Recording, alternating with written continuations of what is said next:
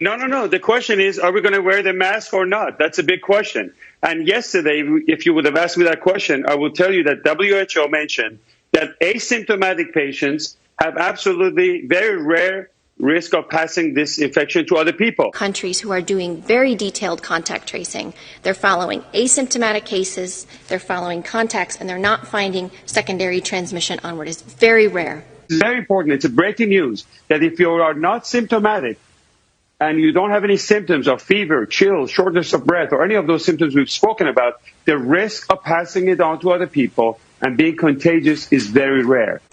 And that much of that is not published in the literature.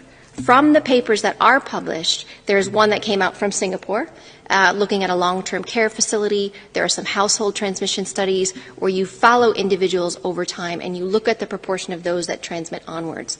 And studies like this comes from a very accurate tracing in countries like Singapore, contact tracing, and it's too bad that these researchers the papers are not making it to Lancet, and mainstream media is not covering to the extent. This is probably one of the biggest news that we've had since coronavirus outbreak. We are constantly looking at this data, and we're trying to get more information from countries to truly answer this question. It still appears to be rare that an asymptomatic individual actually transmits onward.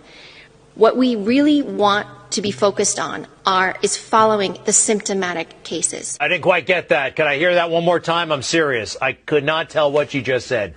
From the data we have, it still seems to be rare that an asymptomatic person actually transmits onward to a secondary individual. Yes. That changes the whole entire thing, because that means we don't need to test the entire population. We don't need to wear this guy anymore because they have no risk of passing it to other people.